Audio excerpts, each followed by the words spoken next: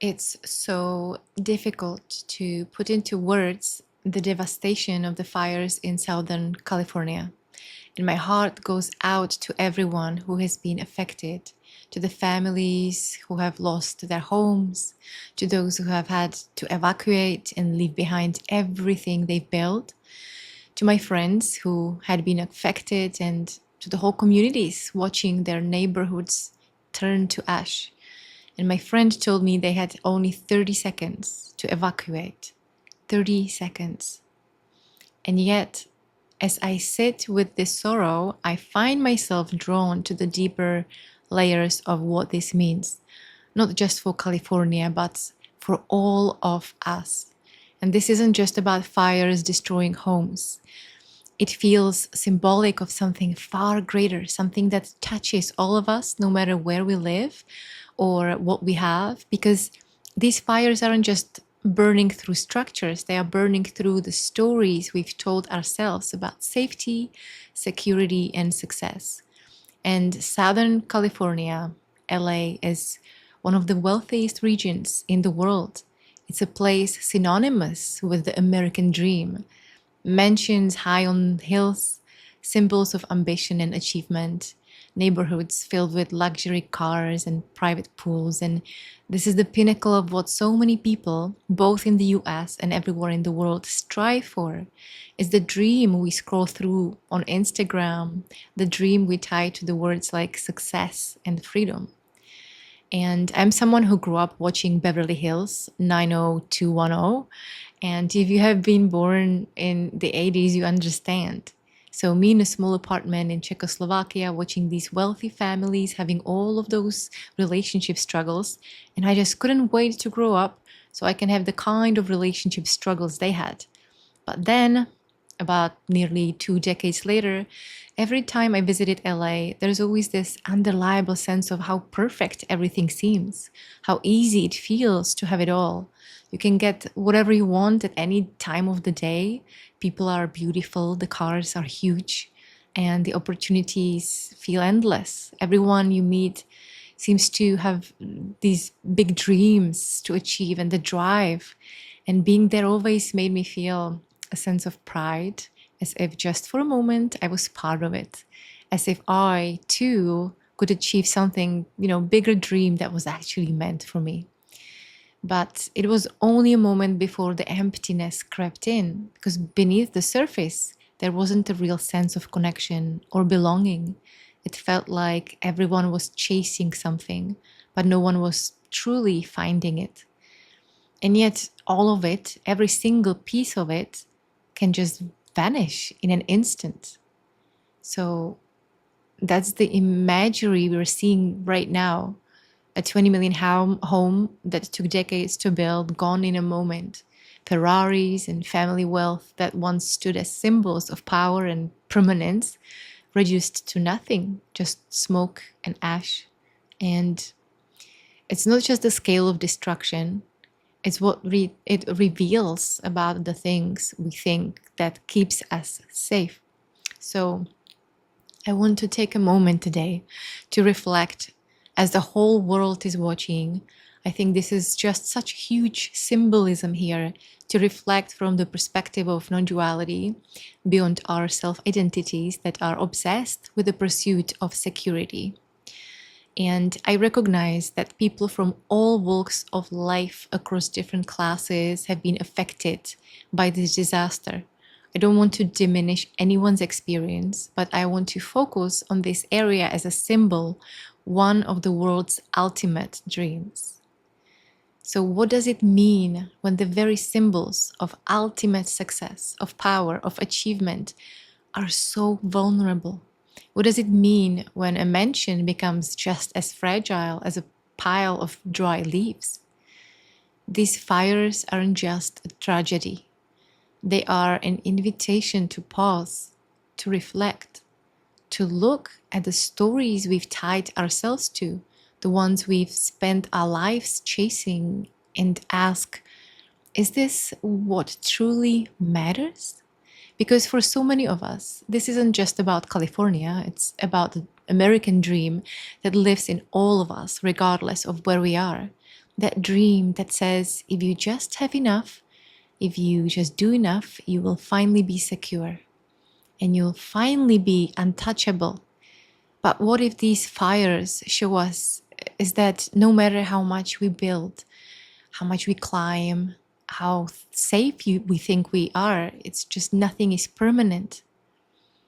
And that's terrifying, isn't it? To realize that the things that we worked for so hard to build, the identities we've tied ourselves to, might not be as solid as we thought. It's really unsettling to see it so plainly, how fragile it's the life that we're trying to protect. But maybe that's also where the invitation lies. What are we holding on to? What have we built our lives around? And is it truly giving us the security, the peace, the satisfaction we've been chasing? For so many people, the answer might be uncomfortable, because the truth is, the American dream, this constant striving for more, this belief that success will save us, isn't just unattainable. It's exhausting. It's a treadmill that never stops. No matter how much you have, there will always be someone with more. No matter how high you climb, there will always be this another hill. And even when you reach the top, even if you get the mansion, the Ferrari, the status, you're left with something you may not have expected. Fear. Fear of losing it. Fear of falling back down. Fear that it's not enough after all. So what are we really chasing? And what are we really sacrificing in the process? For so many of us, it's the day-to-day choices that reveal the cost of this dream.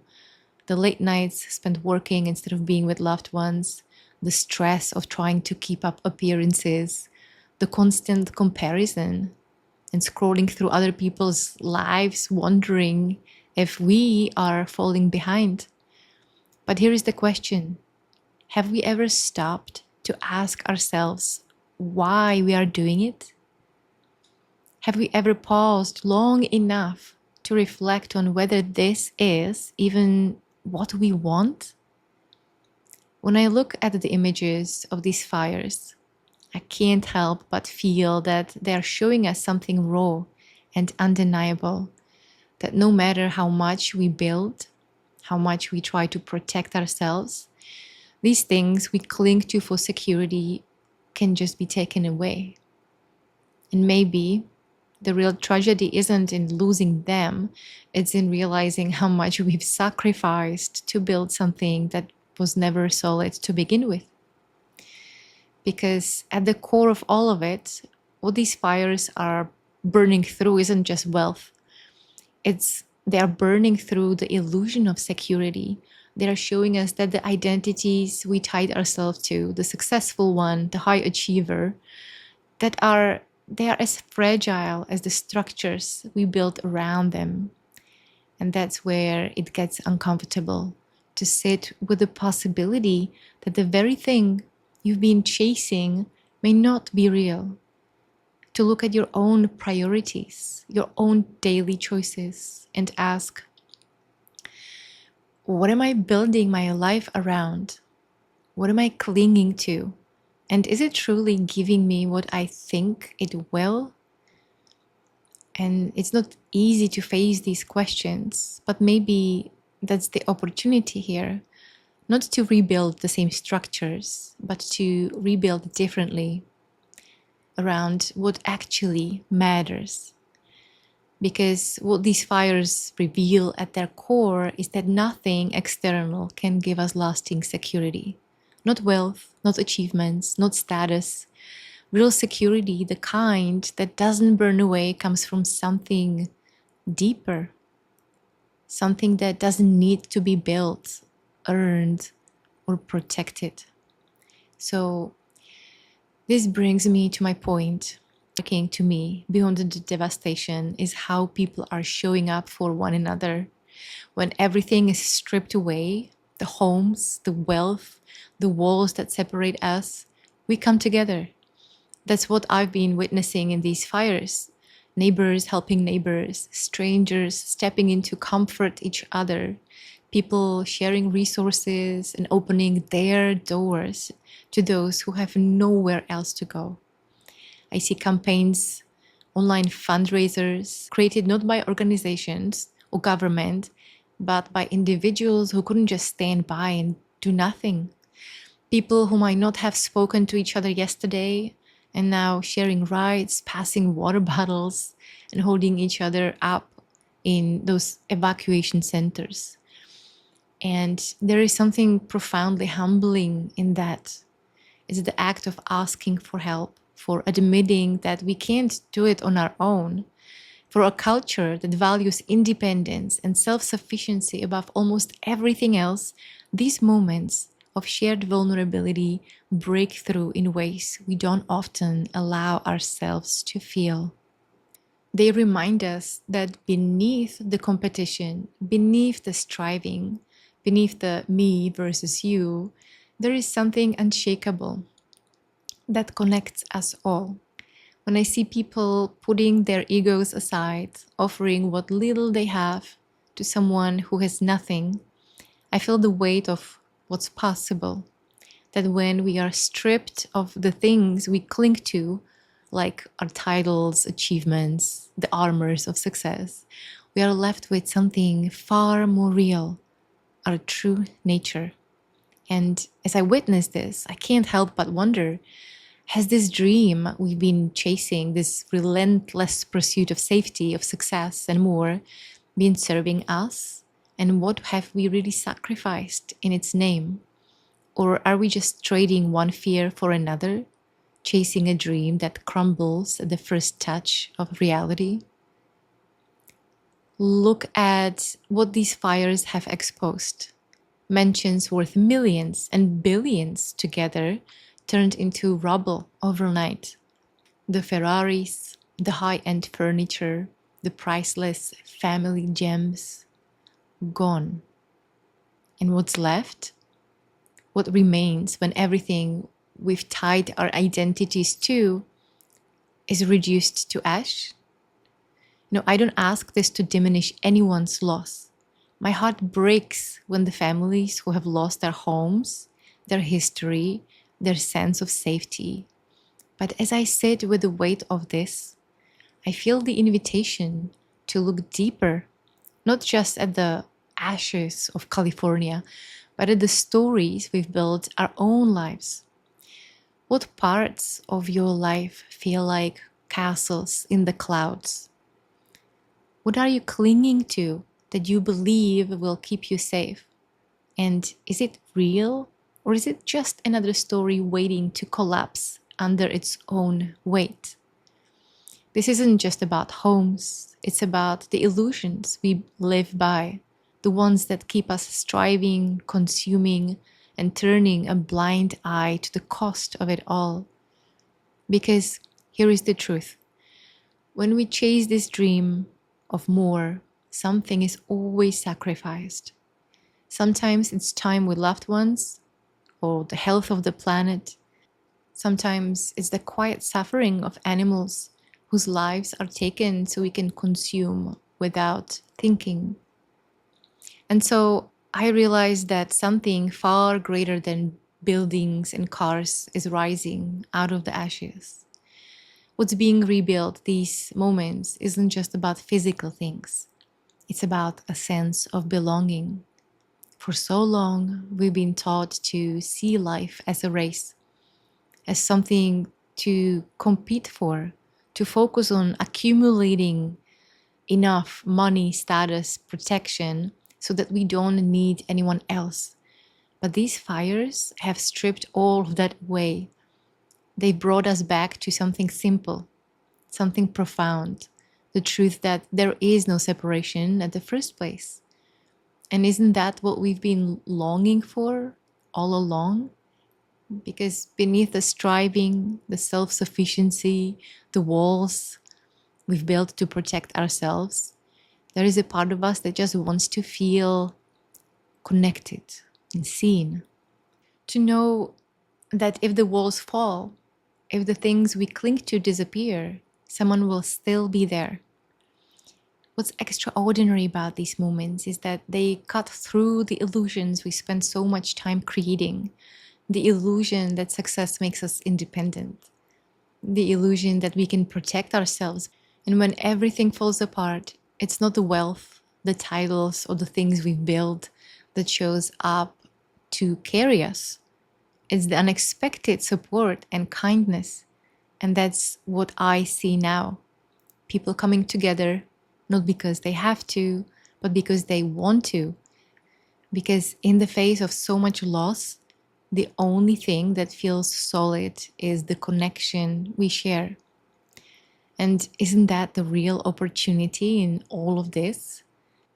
And maybe, just maybe, the humility we are witnessing now, the asking, the offering, the sharing, isn't just a reaction to the fires. Maybe it's a reminder of who we've always been, beneath the striving and beneath the fear. Because when the walls come down, when the fires burn through everything else, what's left is something unshakable. Not the things that we've built, but the love that we've shared. Not the identities we clung to, but the quiet, unchanging connection that reminds us that we are never being in control anyway. What a relief. And in that, there is a kind of safety that no fire can touch. A safety that doesn't come from what we have, but from what we really are. And that's the invitation I feel in this moment, to reflect, not in guilt or shame, but in honesty, to ask, have the choices I've been making truly served me? Have they served others? And am I living according to the identity or my deeper values? Because here is the thing. The fire and the ash, it doesn't just symbolize destruction. It symbolizes impermanence. The truth that nothing we build, no matter how grand, can protect us from life's uncertainty. But that impermanence is also freedom disguised. When we stop clinging to the things that can be taken away, we start to see what's always been here. The part of us that doesn't need to chase, doesn't need to consume, doesn't need to prove itself. The part of us that doesn't need identity to protect itself. And maybe that's what's so symbolic about the ash. That when the fire burns through everything false, what's left is the ground, solid, unchanging, the place where we can begin again, not by building bigger walls, but by asking, what is it that truly matters? So, what do you think? Please share your opinions in the comments below. And what emotions come up for you when you see images of mansions and luxury cars turned into ash? Does it make you think differently about wealth and security?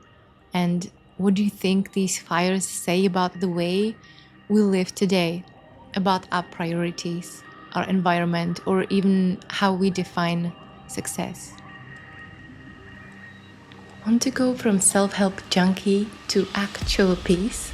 It's available, and it doesn't involve a single crystal or mantra. Check out my book, The End of Your Story, Spiritual Awakening Without Any Self-Development Tools. Try not to laugh. Available on my website or on Amazon.